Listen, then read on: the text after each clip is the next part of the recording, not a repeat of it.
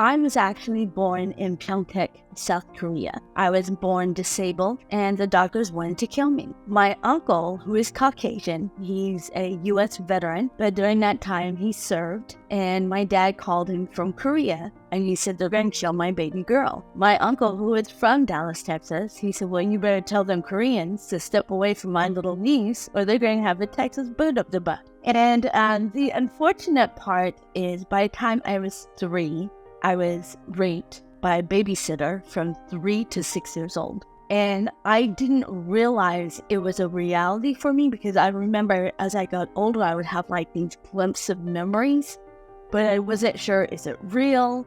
I remember the guy is real. Am I making this up?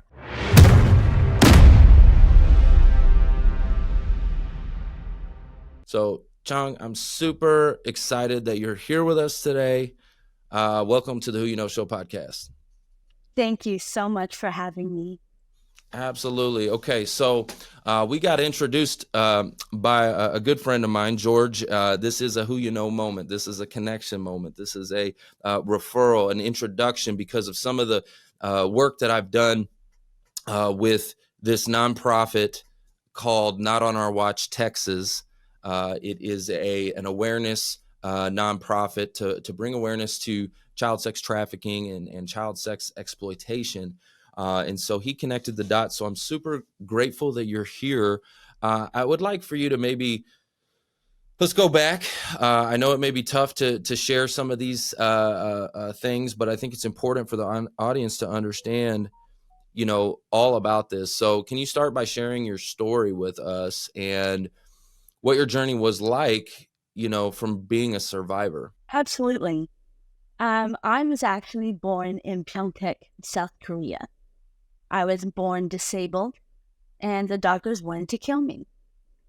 My uncle, who is Caucasian, he's a U.S. veteran, but during that time he served, and my dad called him from Korea and he said, they're going to kill my baby girl. My uncle, who is from Dallas, Texas, he said, well, you better tell them Koreans to step away from my little niece or they're going to have a Texas boot up the butt. So that's how us Texans roll. That's how we roll. Okay. Yes. So my uncle and my dad actually fought for my life. The doctors told my parents the type of condition that I have, I cannot live over a year old. Well, we proved them wrong because I'm way over 1 year old. What was the condition, if you don't mind me asking? I was born with congenital syphilis, stage 3, as an infant. Wow. Oh my gosh. And I use this to educate teen pregnancies, especially young girls that are still having unprotected sex, that sort of thing, because I am the child that stemmed from the STD, and they don't realize that just because you got chlamydia or gonorrhea, if the baby has it and the baby has it in a later stage, it causes so many other disabilities that people don't think about. Because of the congenital syphilis, I have hip dysplasia. So I used to walk around with the Forrest Gump type of braces. I didn't walk for a while. I was in a wheelchair. And in a Korean culture, that is considered taboo.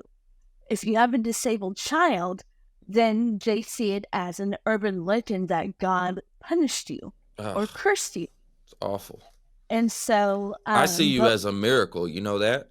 Thank you. You're welcome. Like you were supposed to not make it past a year. That's what the doctor said. Look at you. Yep. Look at you. Like you're a miracle. That's a miracle from God, not the other way around. Absolutely.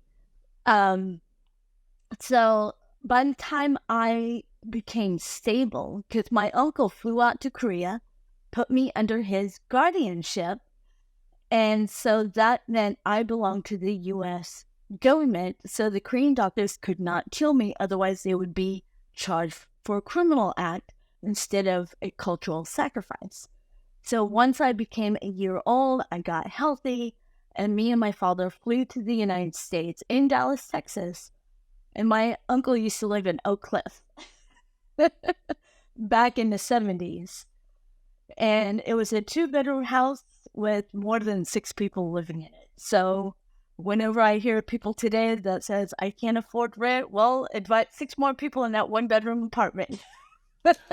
You know, I can kind of relate to that. Growing up, my house was like a homeless shelter, and we had just so many people, crammed in there. Yeah, so I get it. I understand. The unfortunate part is that both my parents in Korea back in the day, you only had public education up to the 5th grade. After that, you had to pay your tuition. So neither of my parents had a high school diploma, had anything. And so Dallas to them was a high economy, even in the 70s. So we ended up moving to Oklahoma. So I always tell people, yes, I'm an Okie. And the unfortunate part is by the time I was 3, I was raped by a babysitter from 3 to 6 years old. And I didn't realize it was a reality for me because I remember as I got older, I would have like these glimpses of memories, but I wasn't sure, is it real? I remember the guy is real. Am I making this up? I kept thinking something's wrong with me. The other side of it is I was beaten at home. I was the oldest in my family. And so there was high expectations in the Asian culture, especially Korean culture. You're the oldest. You're supposed to be the example. You're supposed to be the smartest, the strongest. And because with me being disabled, that kind of, cut my chances of being this proud daughter. And also, my first language was actually Korean. Going to kindergarten, the principal sent me back home. Says, don't bring her back until she knows English. So I ended up living with my uncle, who was Caucasian, with my half Caucasian, half Korean cousins.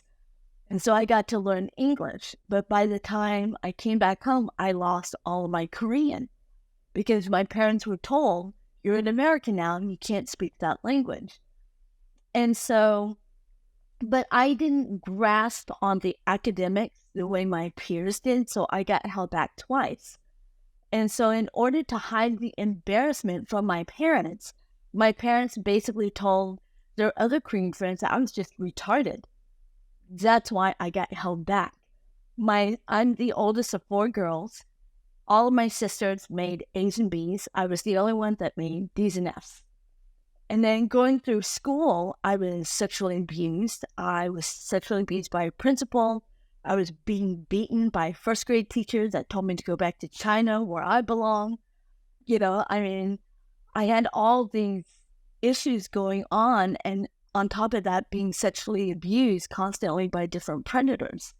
And so I didn't know that was unhealthy. Well, hold on, hold on. I want to stop here, if you don't mind. If you don't mind, I want to stop here because, like, I don't think, like, for the audience listening, like,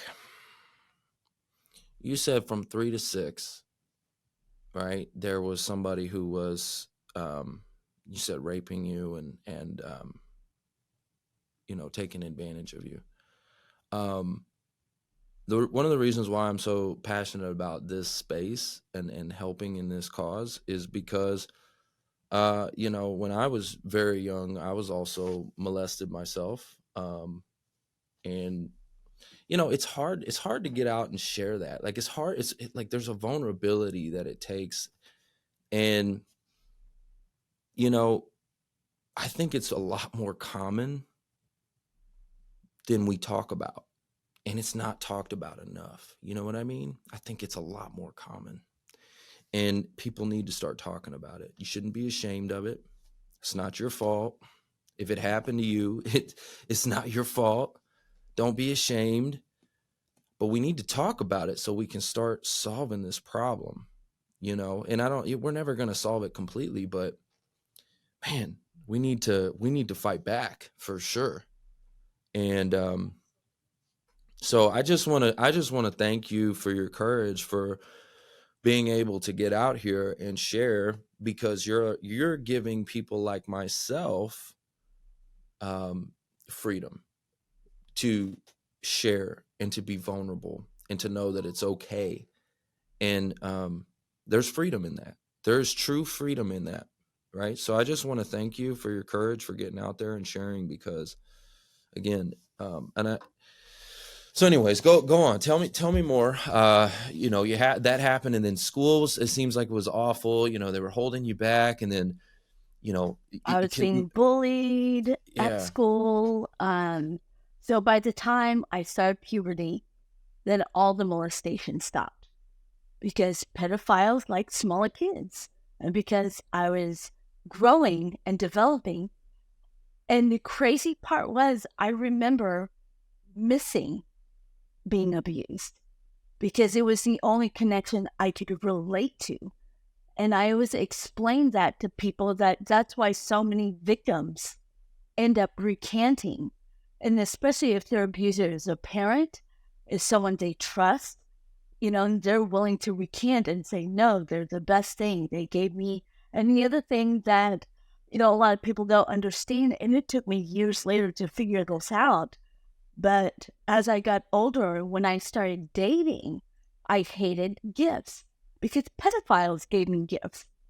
I even had, it was a way to shush me up. Like, here's a candy bar, here's a teddy bear, here's this. And so as I got older and when I started dating and guys were buying me flowers and teddy bears, all it did is trigger that because I felt like, oh, since you had sex with me, now you regret it. That's how I took it. While the guy is thinking, I want to give her something. I want to show her how much I care. And I'm tearing up this teddy bear. And he's like, what the heck is going on here? So let me ask you this: through some of these like psychological triggers and traumas, and like that takes some rewiring. You know what I mean? How have you navigated that? What tools did you use? How, like, talk to me about that, because the mind is so powerful, and like you said, little things were triggering. Yeah, how did you navigate that? Actually, my son's father actually helped me. He passed away. But when he and I first met, it's actually funny, and I'm going to be very blunt and honest. Back in the day, this was like in 1998. This is after my trafficking, but I'm still living a life of drugs, prostitution, and crime. And I met my son's father at a house party, and I was screaming out. I said, you know what? I can't stand it when these dudes, they treat us like we some objects or something. So he got up, walked behind me, slapped my butt. I turned around. He said, hey, Mamacita, wear more clothes and I'll treat you like a lady. I was Oh, so snap. God, hold on. Hold up. Hold up. Oh, snap. Okay, go ahead. I was How did you? mad. Yeah, I was about to say, how did you react to that? Golly. I said, Wear more clothes, and I'll treat you like a lady. Golly. Anyway, go and ahead. back then I was dressed in Daisy Dukes where my fanny was sticking out. I was in a bustier where my cleavage was all showing. I was showing my belly button and everything. And I turned around, looked at him. I said, excuse me, do you know who you are talking to? He goes, okay, Miss Osterchan, where'd you get your ebonics? I mean, everything I said back to him, he had to come back. And the crazy part was, even though I was angry, I was attracted to him. I Because was attracted. he's probably, and correct me if I'm wrong, but he's probably one of the first people bold enough to challenge you, to and to do it in a way that was like, got your attention. Like, Absolutely. he was challenging you to, like, yeah, okay. So that is attractive, even though sometimes it's hard to look in the mirror, though. Like, when somebody's showing you the mirror, it, that can We be don't want to look at it. no, it can be, exactly. You're like, dang, you're like, it can be triggering. I think, what's funny about this, real quick, and I Mhm. don't mean to interrupt too much, but I think our society, we're so triggered, like, especially online and everything like that. People are so triggered. They get easily offended, and it's typically the things that are triggering them. It's like showing them the mirror, right? It's like the Yes. things that they know, like, you know what I mean? They get all triggered about it. They get the comments, and it's like, if something's triggering you, there's probably something that needs to be resolved. You Absolutely. know what I mean? Anyway, Absolutely. His name was Carlos. And one of the things that he taught me when we started dating, one of the funny things was he would look at me and he said, in order for you to be my girlfriend, two things need to change. And I'm sitting there smoking a cigarette and I was like, okay. And he said, your clothes, that has to change. And I said, what's wrong with the way what I'm wearing? And he said, you're my girlfriend. I don't want the world to see all your goodies. And so at that time, I was like, well, what's wrong with showing off? Don't you want to be like, yeah, that's my girl? And then he said, okay. And he said this to me. He said, I know I'm going to have to give up my main card, but I'm going to be honest with you, what most men will never admit. We want a playboy in the bedroom. We want a Joan Cleaver in the kitchen. And we want a power boss on the street with us. He said, but we will never admit that to you guys because we want a woman we can stand next to and be proud of, not a woman that we want to share to the whole wide world. And he said, let me tell you the difference between a man and a boy. And he said, a boy only wants what he wants. He wants a threesome. He wants the orgy parties. He wants you to do everything he wants, and he will use, if you love me, you will do A, B, and C. Whereas a man will ask you, how can I please you? What can I do? Let me wipe those tears. I want to be the man to protect you, to uplift you, to do what I can. He said, but if you want to vent your problems, that's where your girlfriends are for. Not your man. I just want to go punch some guy in his eyes out that hurt you. That's all I want to do. And so I was like, really? I didn't know this. And the funny thing no, it's is, true, by the way. Let me just tell you something, Chong. Let me tell you something. So it's so true. So, I'm single, okay? And I've been dating and stuff like that. And let me just tell you, what you're saying is true. Like, you see some women, they put it all out there and everything like that. And it's eye candy. I'm not going to lie. I mean, it's eye candy, but it's not like, they represent me at the end of the day. Whoever I choose is the person that represents me. And so I want somebody that I can be proud of to stand next to. And no, it probably isn't going to look like a stripper or something like that, right? You see what I'm saying? Like, that's not the look that represents me in the best light. You know what I mean? I want someone that I could take and introduce to my parents and say, hey, look, this is my partner, like, so 100%. I agree with what he was saying. absolutely. And the funny thing is, I've had men say this to me before I met him, but it was in such a derogatory way that I didn't take it as a lesson learned. Because I remember this one guy, he looked like a Toby Deek.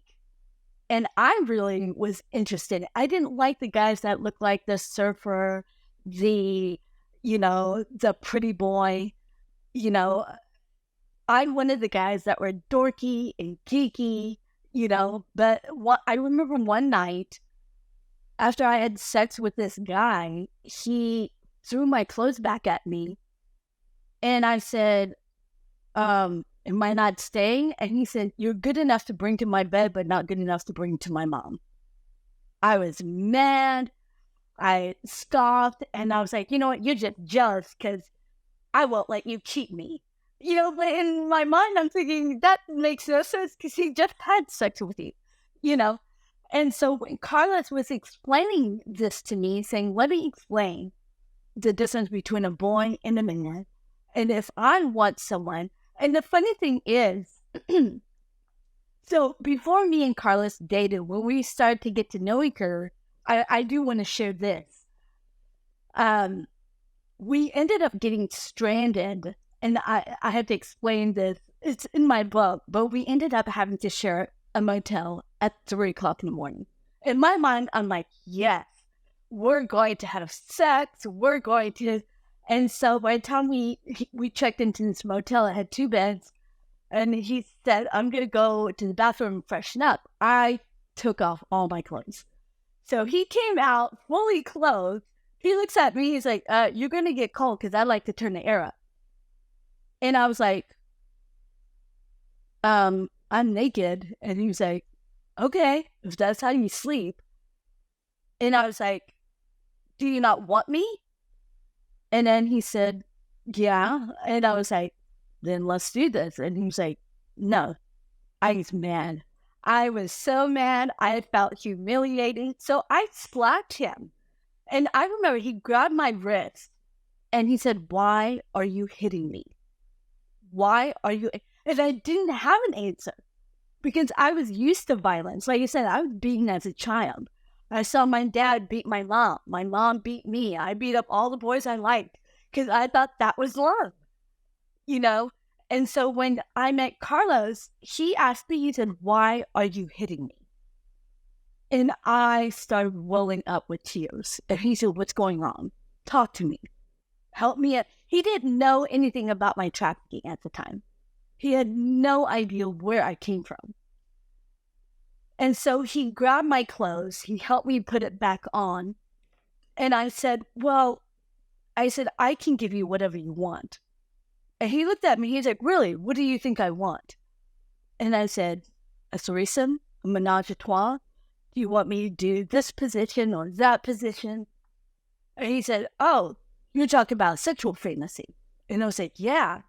He said, I got one for you. And if you can do this, that'll rock my world. So I'm like getting ready, like, is it going to be too hard? Is it going to be rough? And he said, I want to wake up with the same woman every morning. When she smiles, I want to feel my heart skip a beat. When she's crying, I want to be the one to wipe those tears or kick somebody's ass. That's what he said. He said, that's my fantasy. And then he plopped back on the bed and turned on the I Love Lucy marathon. And I'm sitting there, he's like, are you still trying to conjure that up? Trying to figure out how to make it sexual? And I'm sitting there, and I'll admit, I was dumbfounded. I was like, how do I get him to wake up with the same girl? Wait a minute. Because it was so foreign to me. I didn't get it. Oh my gosh. So, so this episode, for everybody listening, this is raw, but it's real. Okay. This is raw, but it's real. If you're just now starting to tune in, Chong's had a lot of trauma, went through, being raped and molested and abused and beaten, and it caused some trauma. And so that trauma started to make you to act out. Let me ask you that. When did you start acting out sexually? Because, and you see this a lot, like people that are abused, like you see it a lot. So, well, I think it actually goes one of two ways, and maybe you can shine some light on this. Certain people, I think, either run from it, like completely, like they hate sex, they hate all of that stuff, like they just don't want to be touched, like they're very, very clammed in, and and then others like really dive in. Do you find that's true when you've talked with victims and people that have gone through this?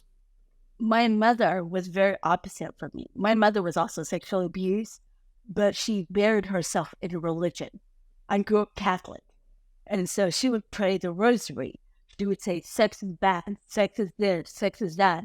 But for me, it was opposite because I was being sexually abused by adults that we were supposed to trust. I was being sexually abused by a pastor. I was being sexually abused by clergymen, youth ministers, things like that, as well as school. Any authority figures that I knew, I was being sexually abused. I have a very sensitive question I'm just thinking of right now. and I hope you please don't take this the wrong way.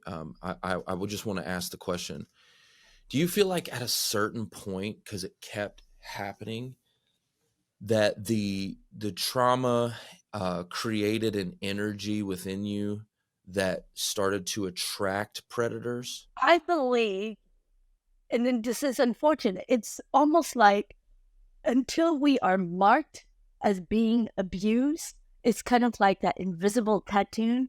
It becomes a neon sign for predators. It's like a Okay. moth to a flame That's what see. That's until, what I was thinking. Like it.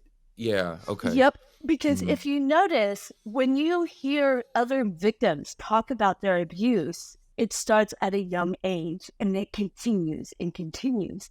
Unless the only time I ever heard of a victim that was only molested once is when the family intervened. They all went to counseling. They all had help. They taught. The father stepped up and said, because they found out it was a coach that sexually abused her. And so then the parents got involved more heavily. They didn't allow any of their girls or sons what do you call it? They didn't allow their kids to be alone with another adult unless the parent was there.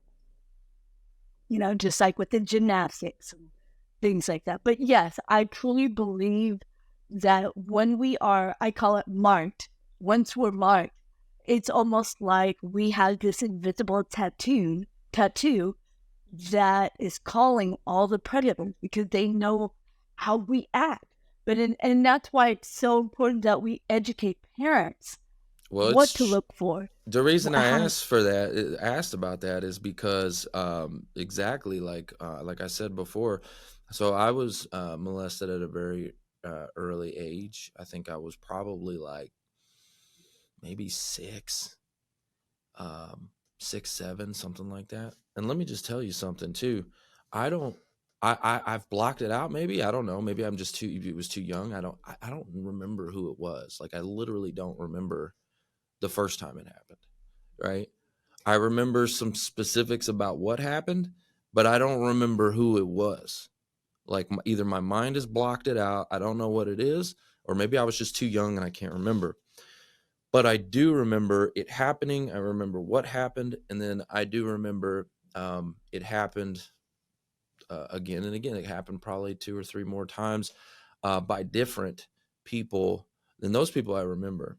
Um, and so that's why I kind of asked that question. I'm wondering, like you said, I was marked early, and it attracted other predators in. absolutely, because they know what to look for. Mm, And I didn't realize this until I was trafficked. And when I ranked up mm. as a madam, my trafficker taught me how to hunt Hold children. on. Let's unpack this. I'm sorry, we have to. Not a problem. We can't just go into. I was tracked. Like, what happened? You can't just say like I was trafficked. Like, what the heck happened here?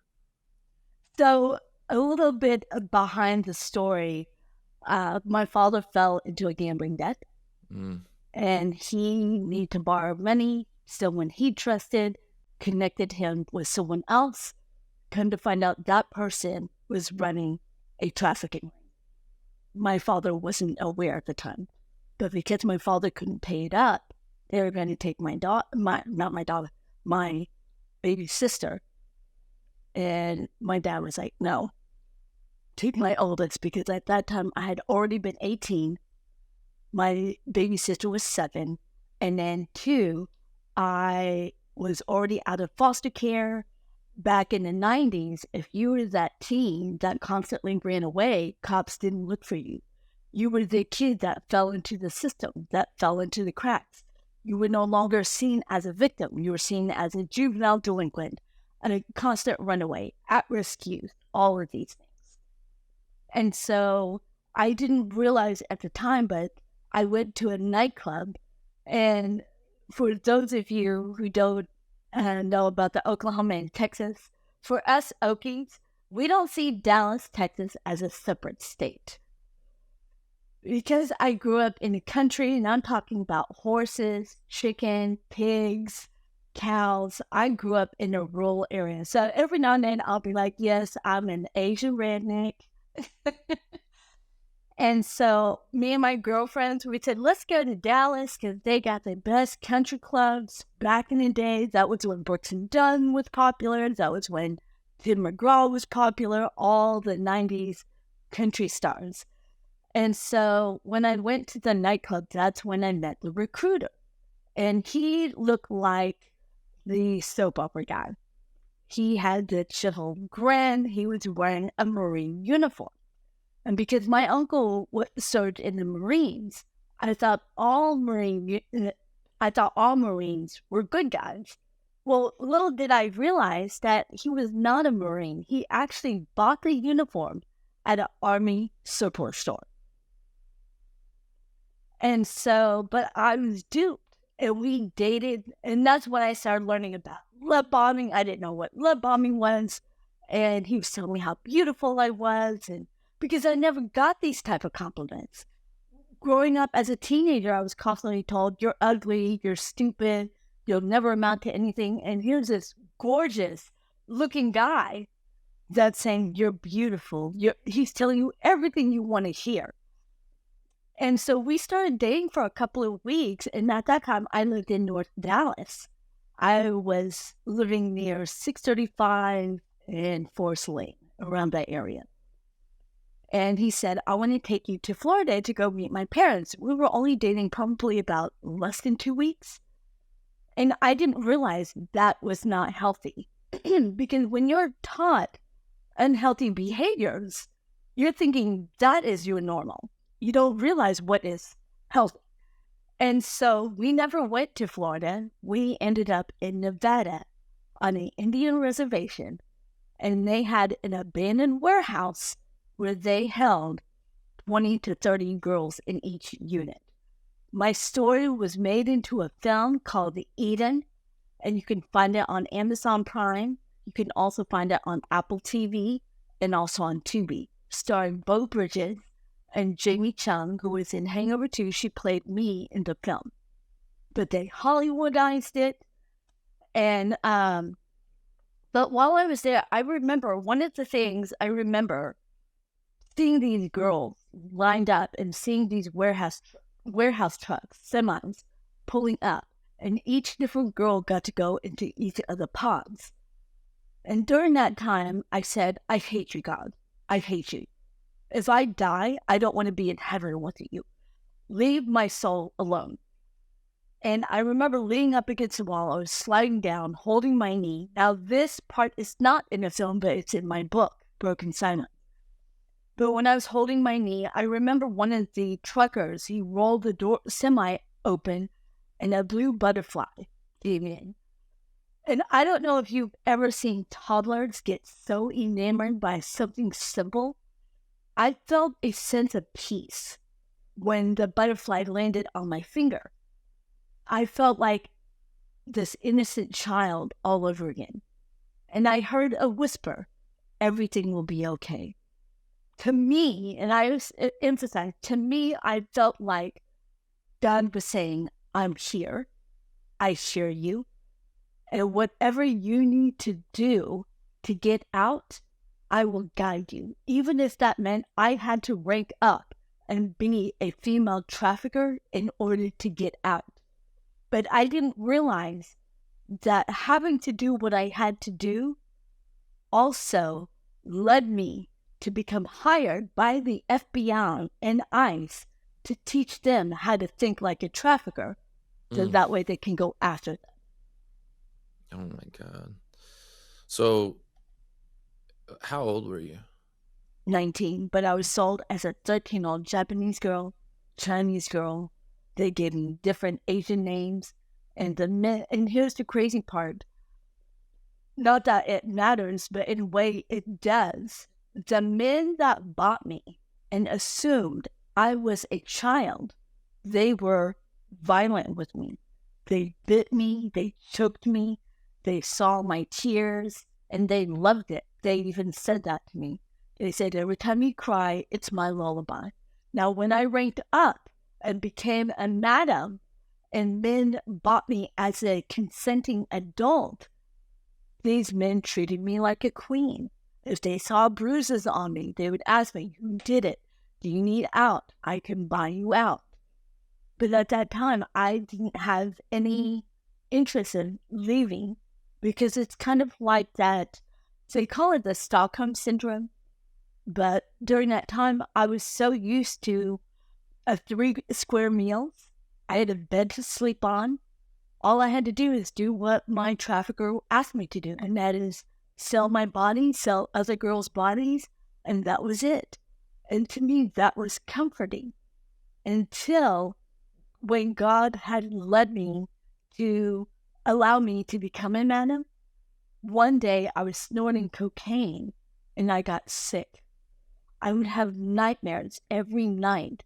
And the nightmare was I saw a baby's crib. I would see that ring around, and I looked in the crib and the bed was covered in blood. I didn't realize I was pregnant. God was warning me, saying, you need to get out. You're getting too comfortable. You need to get out. And that's how I ran away. Now, remember when I said that I was born in Korea? Well, I was naturalized in 1984 in Oklahoma. But because I was a minor, I didn't have a copy. My parents had a copy. By the time I was 18, I went to my parents' house, got my naturalization papers, because I didn't know what the state of Florida was going to be like. So I went with my recruiter, and he destroyed all my documents, my driver's license, my social security card, my bank card, my naturalization paper. The only thing I got upset about was my Blockbuster card. I was like, why did you destroy my Blockbuster card? You know, because I thought now that I'm a naturalized citizen, I'm an American. I have rights now. That is not necessarily true. I do have rights. But one of the downfall was because I didn't have my papers, I would have to go back to immigration and tell them I need a copy. They need to know proof how you lost it. I couldn't tell them that the man that had trafficked me destroyed it. I have to find proof. And I didn't know how to do that. So I ended up living on the street. I couldn't even get food as a food bank without an ID. I was treated like an undocumented person. All right. So I wanna take another pause. Okay. Because this is heavy. You know, for anyone listening right now, it's heavy. It's a lot. And so I just want to take a moment to pause because you've been through a lot. And obviously you're here now. Your story has changed. There's a transformation. We're going to get to that. But you've been through a lot. And it can be overwhelming for people hearing this. It's like it's unreal. It's like they can't picture. But you know, it can happen. And it happens a lot. It's very common, actually. It happens to a lot of kids, unfortunately. So let's maybe unpack some of that. This like it's such a big like it happens too often. Like it's a big market. Like I watched that movie, you know, Sound of Freedom, and as I got more into Not on Our Watch Texas, this nonprofit that is an awareness campaign around this, I started to learn like how often this stuff is happening, and it's just it blows your mind. What do you think's going on?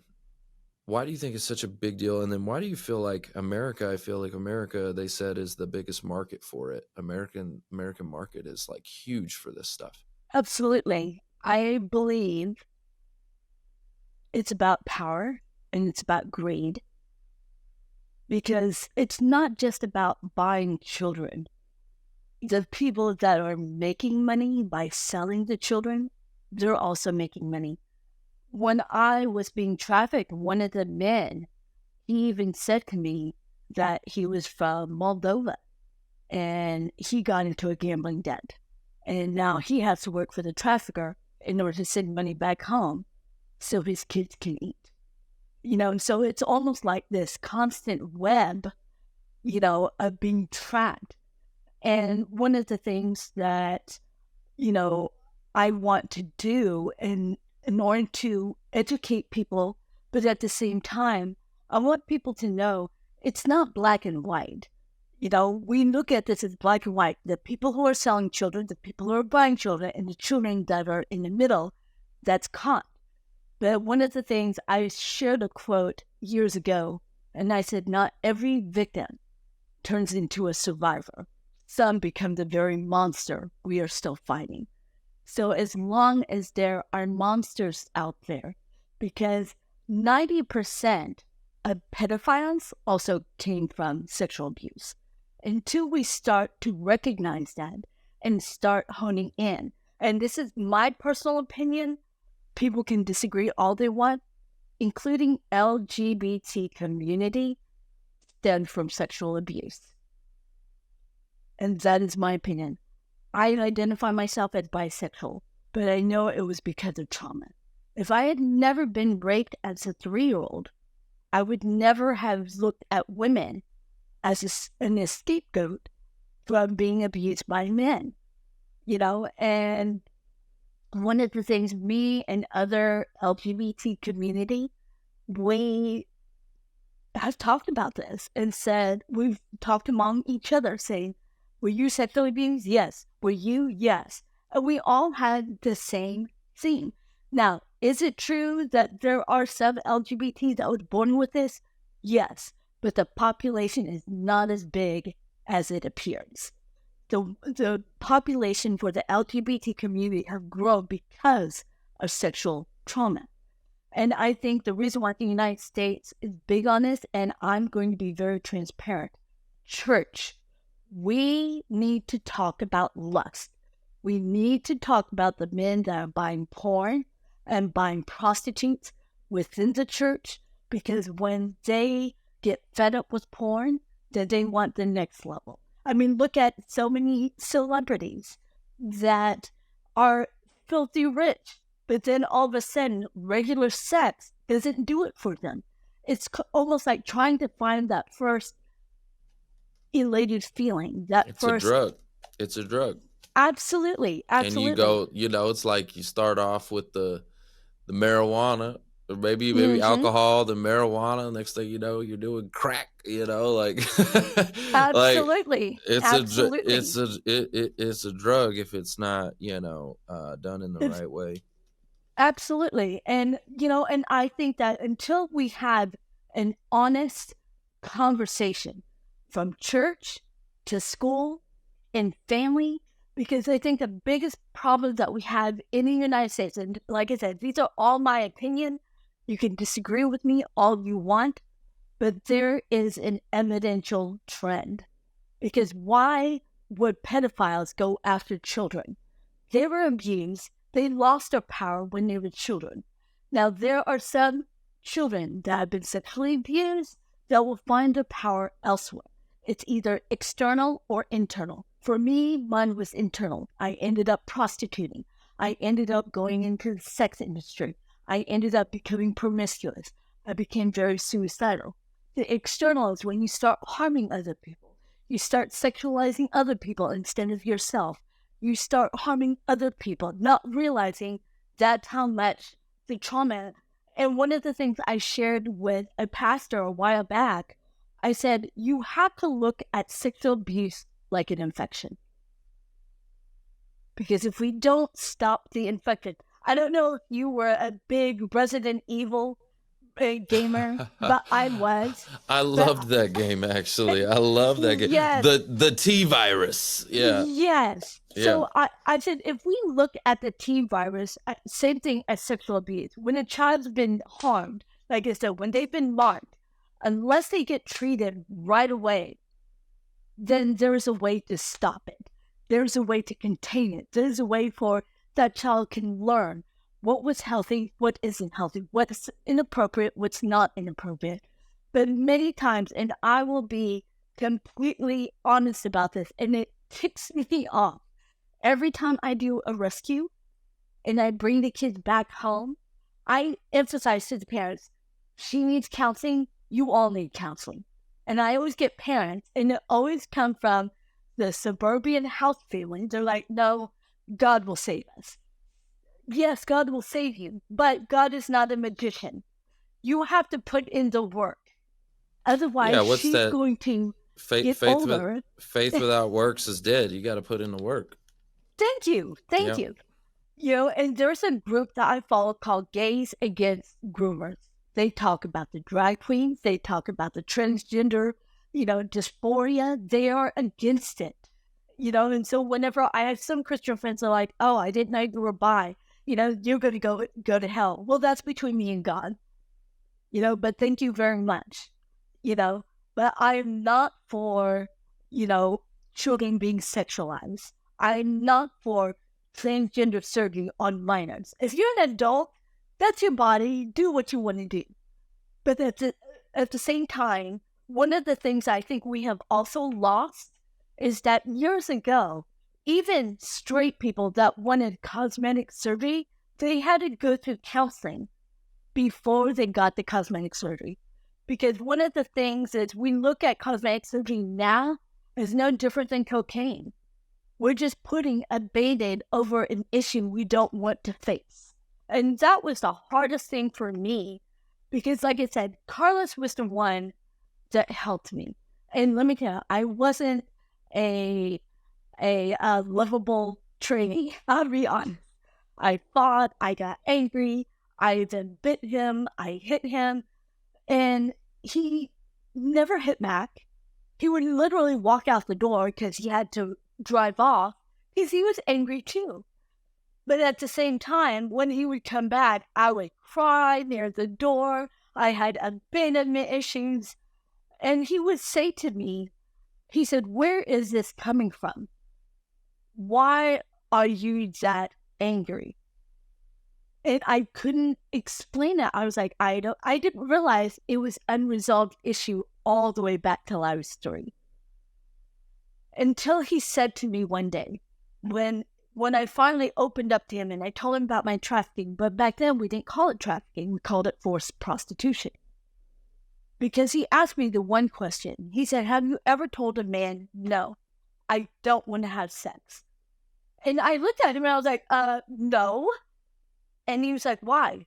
And I said, because they'll kill us. He was like, who is they? And I said, my master. And he was like, what? Wait a minute, what are you talking about? And that's when I told him about my trafficking. And he looked at me and he said, where are they now? And I said, they're looking for me. And he was the one who said, then you need to tell somebody. And I was like, no, I can't. He was like, why? And they said, they're going to come and kill me. They said, they're going to come and kill you anyways. But at least you have a voice and you can say something. And I said, and what if people don't believe me? It's a chance you have to take. But somebody will believe you. Somebody will say, you know what, this happened to me. And then someone else will say, this happened to me. And someone else will say, this happens to me. And then he said to me, he said, you're angry. I get it. Everything you went through, you're angry. And now you feel like I need to collect. I need to collect my retribution. And he said, but in order to do that, he said, the best revenge against your oppressor is to become the success they never imagined. And I looked at him, I laughed. I was like, you are crazy. He was like, no, I'm serious. If you look at all the legends in the Bible, all the great legends, they were the worst criminals. But guess what? They were all redeemed. Yeah. Oh, 100%. God can use the broken for sure. I mean, you look at Noah, he was a murderer, and, God used him and he's like, I did he rebelled against it. He's like, I don't even know how to talk. I'm a stutterer. I can't even talk. God's like, don't worry, I got this. Don't just trust me on this. I got this. I'll make it work. But okay, so let's talk about your husband. You said helped you out, right? Helped to start unwiring some of the mess, right? Because you were the victim. You went through this traumatic experience, um, got sucked into the lifestyle, started to build the addiction yourself, got into addiction. And you met him. He was the first person to really challenge you. You meet this man. He starts to unwire some of this. But I'm sure it didn't just like a magic wand all go away. I'm sure there was a process. So if you had to lay out a process or a system for somebody and say, hey, listen, I understand what you're going through. I've been through it. What would that look like for them to start unwiring things? Where should they go? What help should they get? What steps should they take if they've had an experience like, even close to what you've had? One of the things that Carlos helped me was the addiction and prostitution, because he put it in a mathematical sense. Because he said to me, why are you doing this? And he said, is it for the money? And I said, yes, because it beats flipping hamburgers for $2 an hour. Because back in the 90s, minimum wage was $2, $3 an hour. So then he said, okay. He said, how much do you make? I said, $125. He said, $125 an hour. And I said, yes. Is it 40 hours a week? How does this work? Because I'm not familiar with this. And I said, 3 to 4 men a night. And then he said, okay. He said, now the men that you personally date, not the men that buy you, the men you personally date, do they treat you like you are worth $125 an hour? And I said, no. And here's the funny thing. And a lot of survivors go through the exact same thing. When it comes to our clients, we want to get paid the maximum. But when it comes to our personal life, the men that we personally date don't take us out. They buy McDonald's, they take us to drive-through. And I'm not saying going to fast food is bad, but the one thing that Carlos helped me understand is if you allow men outside of the work treat you like trash, then isn't that insufficient of your value? And so when he calculated how much I made for my client, I would make $10,000 that week. But on the personal side, I'm letting men treat me like a dog. I'm allowing men to beat me, to abuse me, spit on me.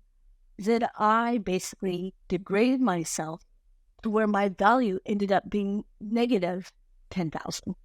It does make sense. It does make sense. So, but I guess, again, what are some steps that you took? What did you do? Because I get it. Like he's shining a light on some things, but that's not all. I know that's not it. Like there's steps you got to take. Like just staring at it. Like, cause somebody could tell you, hey, you're screwed up. You know what? And you could rebel against that and be like, I'm not screwed up, right? It could trigger things. Like, what did you do to get out to where you're at today? There's a story here. Where did you go? What did you do? What were the steps you took to help you to transform your life? I had to get sick and tired of being sick and tired. That was the major thing, because I get so many people that says I have friends or family that's addicted to something. I want them to stop. And I tell them the hardest thing you can do is ignore them, because what they are depending on is the enabler. But if I don't help them, they might be dead. It's a chance you're going to have to take. Coming from an addict. Step one. I'm gonna unpack this. Step one is a decision, right? You made a decision. You drew a line in the sand. You said, I'm sick or tired of being sick and tired. It's enough is enough. Like line in the sand, enough. Yes, you right? have to get to that point. You have to get to that point that it's a decision. Step one is a decision. Enough's enough. Okay. What's step two? What did you do after that? I actually got introduced to DBT. It's called dialectic behavioral therapy. Okay. I love it. 12 steps did not work for me. DBT did. And what DBT does, it teaches you how to hold yourself accountable. So Ooh, if I'm hold on, hold on, triggered, hold on, hold on, hold on. I'm unpacking the steps here. okay, Literally, you wrote a book. You wrote a book. I actually have written a book as well. I haven't published it, but and I love this because your steps, what you're saying, these are your words, your steps. There's a formula here. There is absolutely. literally a formula. There's a formula. So step one, draw a line, decision, right? Yes, yes. Step Step two two, is your finding environment. the therapy. Right, and Finding help the support. therapy.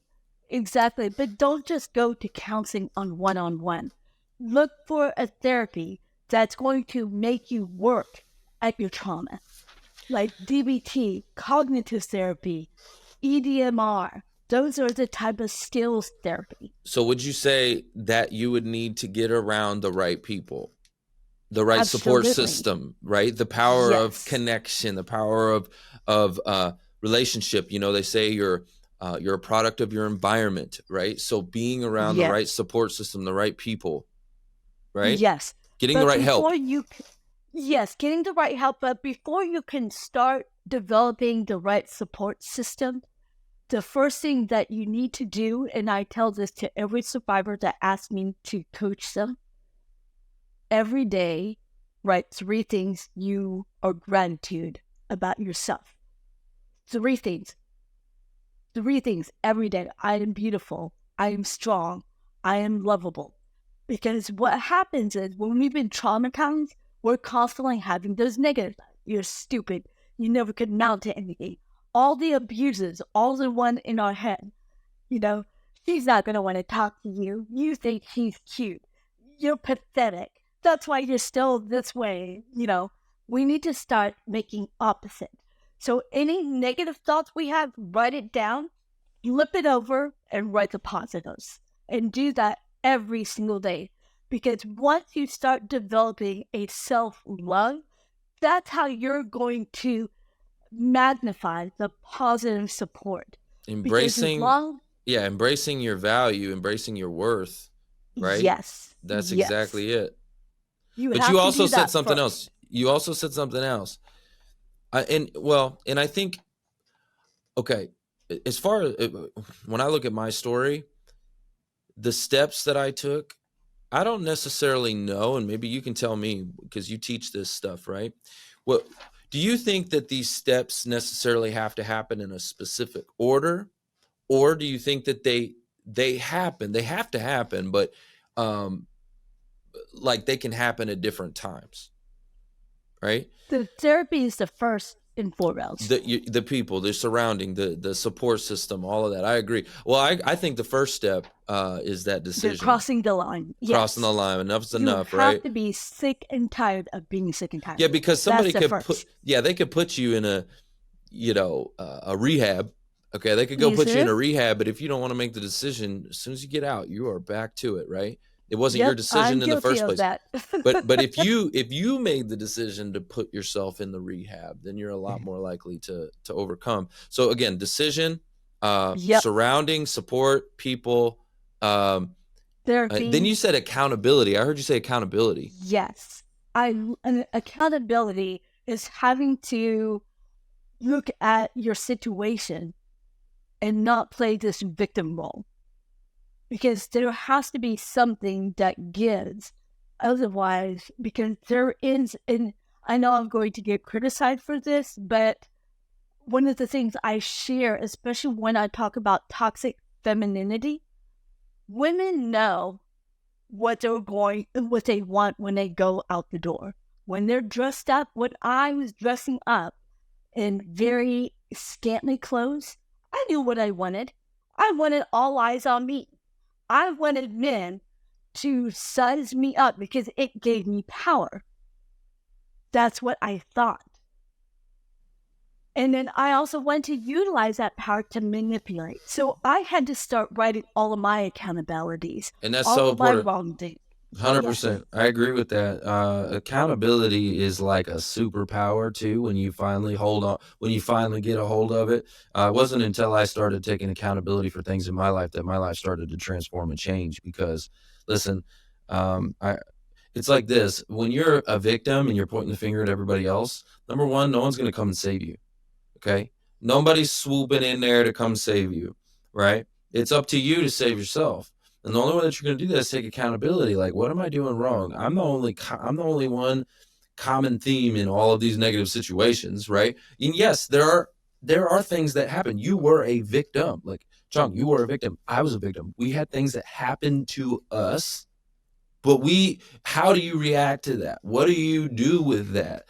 We are still responsible for the way that we act and our role in it. Like, we're still responsible for a lot of it. So I love that you said that. Accountability. What else? What are some other things that you did to help you to overcome this and transform your life? The other thing is write a list of people you can't forgive and then do a mantra of I'm letting you go so I can be me. I'm letting you go so I can be free.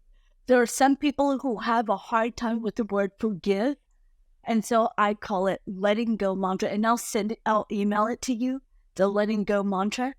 I had a therapist that told me, I want you to write a list of all the people you refuse to forgive. And I said, trafficker, my mom, and I wrote a long list. And then he told me to go get one of those Folger can, not the plastic ones, but the canned coffee things, and start a fire. And for the person's name that I wrote, I'm going to tear little pieces as I do the mantra. And you keep doing the mantra until when you see their name, it doesn't trigger anymore. Or the trigger does not control you. That's the other thing. That's good. Forgiveness. Oh, grace and forgiveness. Like, I think it's so powerful, that word grace. Like, none of us deserve it, right? Exactly. But oh my God. And so, yes, forgiveness. And wow. Okay. So what else? The other thing is the constant reminder. Anytime you feel fed up, anytime you feel the pull of going back to the old life, remind yourself why you drew the line.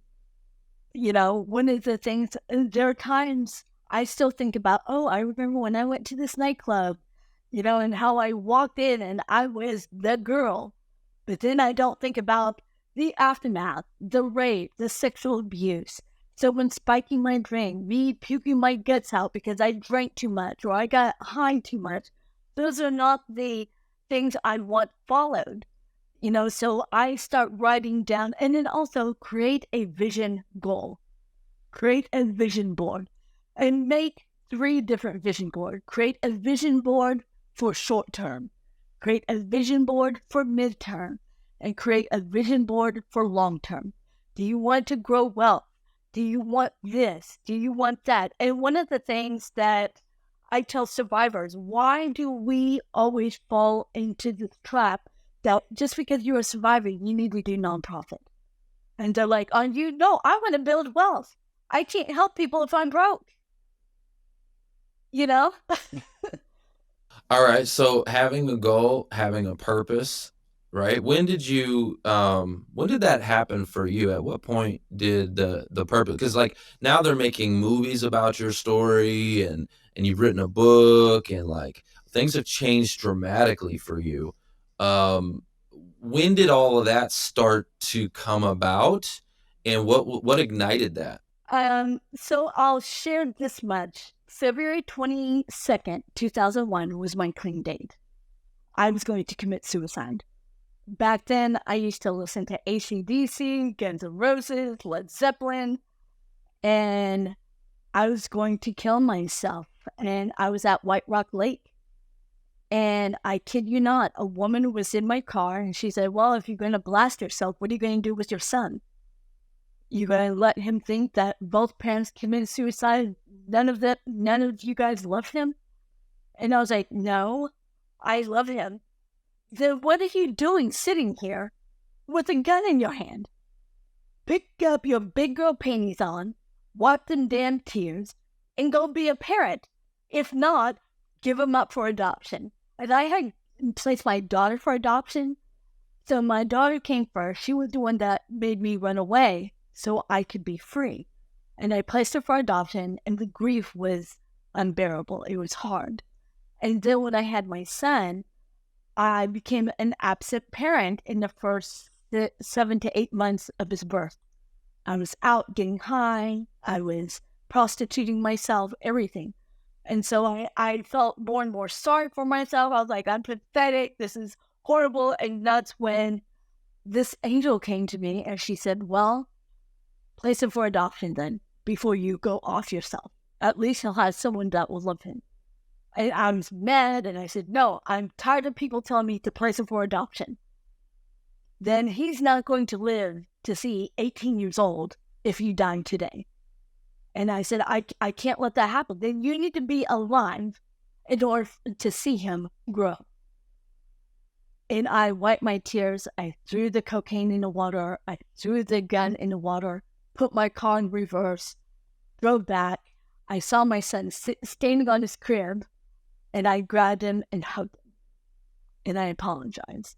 Now parenting was not easy for me. It took me a long time. The other thing that I always tell people, when you're going through this transformation, you're going to make mistakes. You're going to fall back, but dust yourself off and pick yourself up again. Because so that was the wants moment. To remind you. Yes. That was the moment, okay, that was your line in the sand moment? Yes. That was your line in the sand moment, was when you were literally about to take your own life.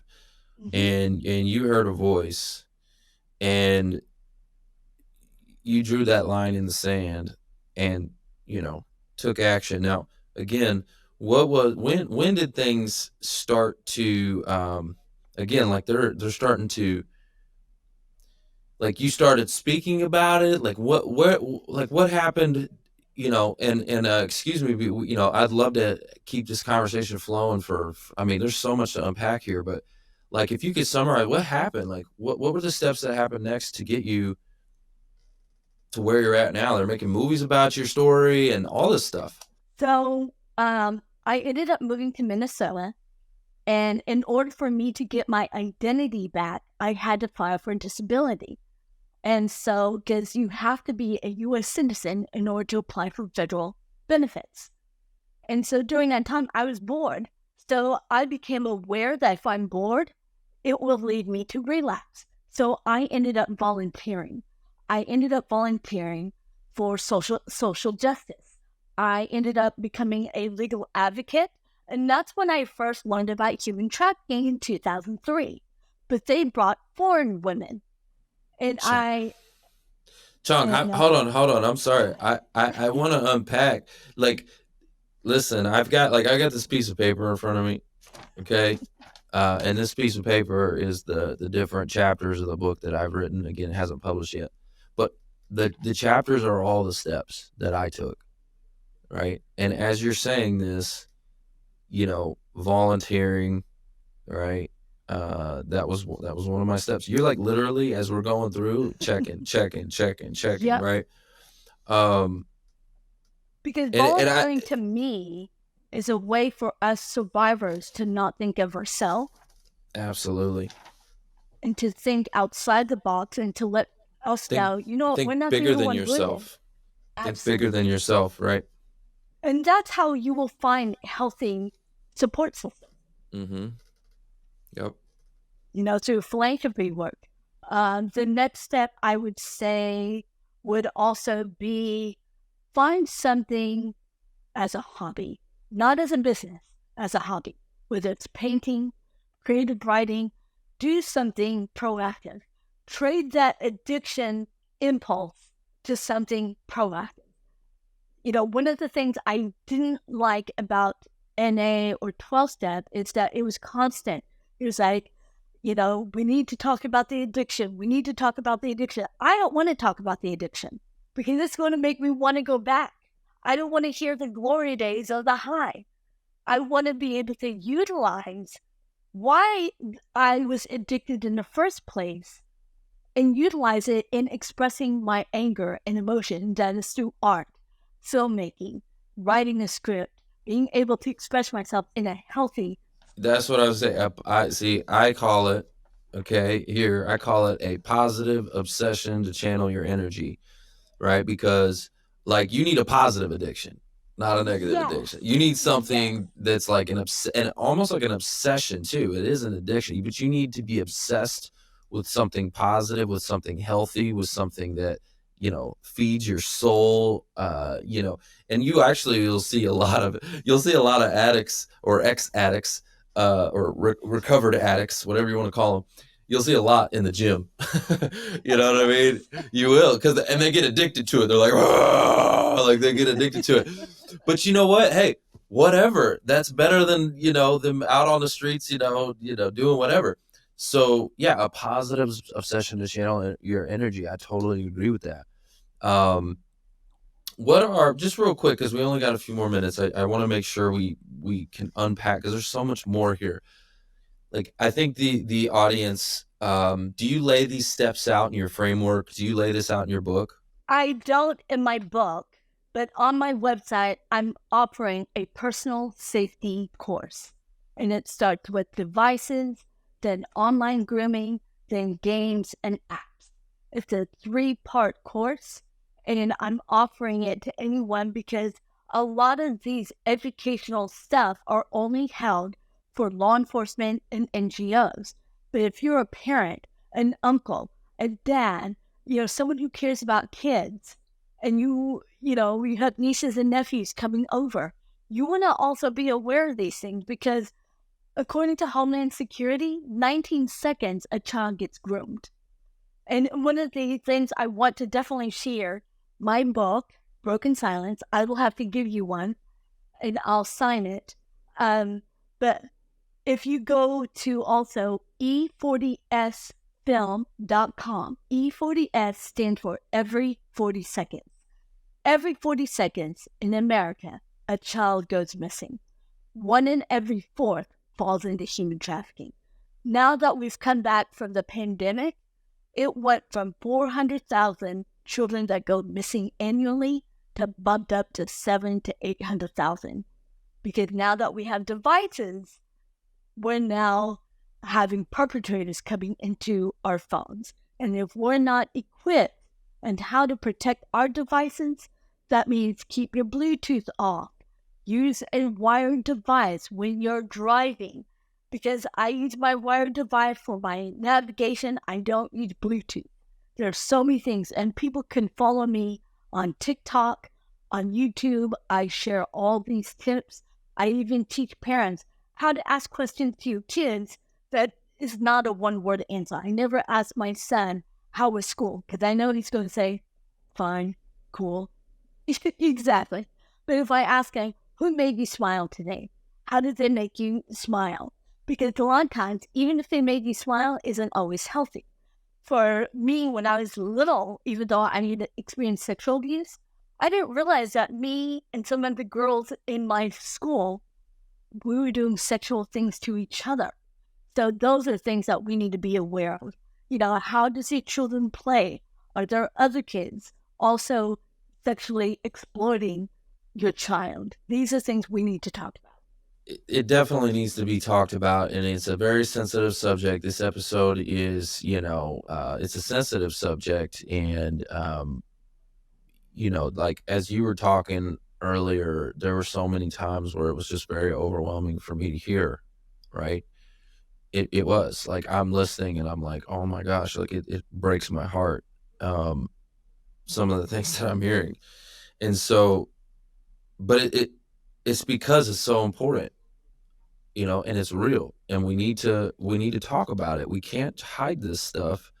And that's the problem. It's the same reason why like suicide is such a big issue, is because I think the silence, people don't talk about it enough. Like when people commit suicide, it's like, shh, we don't want to talk about it. People will hide it and they won't tell the real story, what really happened. They'll try to make up stories about what happened. And, like it's not right. We need to talk about it. And that's the only way that we can really face this thing head on. So guys, I would encourage you to check out Chong's, website, check out her book. Um, what else can we do to support the mission? Because I know you've got a big mission that you're on. Now that we're coming to voting seasons, the one thing I cannot stress enough, do not worry about the national candidates. You want to go to your local electors.